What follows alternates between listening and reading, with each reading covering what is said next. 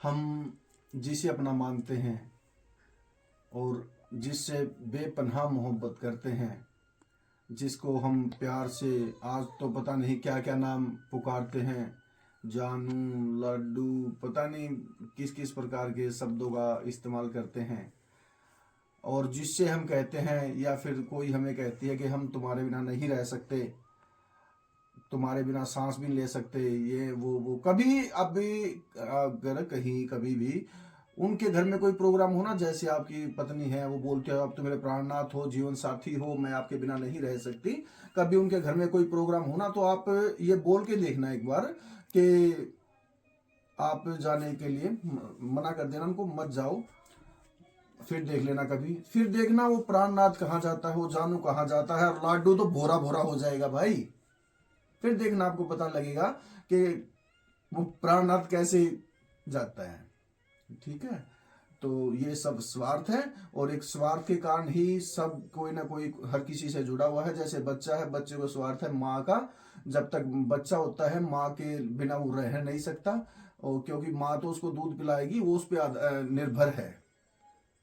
जैसे वो थोड़ा सा बड़ा हो जाता है, फिर उसको माँ धीरे धीरे छोड़ भी देती है, कहीं गांव जाना होता है फिर छोड़ के चली जाती है, क्योंकि वो फिर बाहर से अन्न खाने लगता है। जैसे छोटी मोटी रोटी खा लेता है, दूध पीना छोड़ देता है थोड़ा बड़ा होके, तो वो रोटी सब्जी या फ्रूट वगैरह जो भी खाता है, तो फिर माँ उसको छोड़ के चली जाती है, और बच्चा भी फिर इतना माँ का लोभ नहीं करता है। सच्चाई तो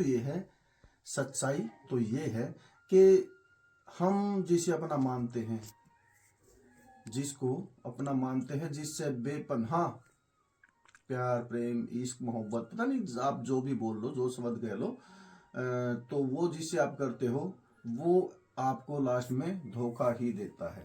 क्यों? एक बार कल मेरे पास एक पर्सन आया, सवाल किसी का, उसने कहा कि गुरुजी मैं किसी से भी, हर किसी से मैं प्रेम करता हूँ, मतलब किसी का दिल नहीं दुखाता, तो मेरे साथ ही बुरा क्यों होता है? तो बच्चे देखो, बुरा क्यों होता है? क्योंकि आप किसी से प्रेम करते हो, और प्रेम का वापसी जो मिलता है ना, वो प्रेम और दुख, ये दोनों एक ही सिक्के के पहलू हैं। ठीक है ना? प्रेम करते हो तो दुख भी आएगा। आप इंसान से प्रेम करते हो, इसीलिए आपको दुख की भी अभिलाषा होनी चाहिए कि दुख आएगा, उसको टाल नहीं सकता कोई भी, समझे? तो इसीलिए कहते हैं कि सतगुरु से प्रेम करो, सतगुरु के चरणों के दास बनो, सतगुरु के साथ ही रहो, उनके पास रहो, उनकी देख रेख में रहो, तो दुख नजदीक से भी नहीं गुजरेगा, क्योंकि वो आपको रास्ता ही ऐसा बताएंगे जहां पे दुख होता ही नहीं।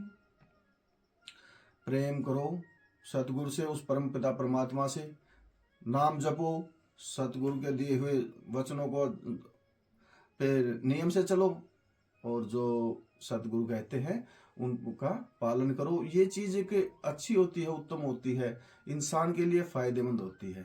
ठीक है, और आगे मैं क्या कहूँ, आप समझदार हो। फिर जय शिव गुरु, जय महाकाली।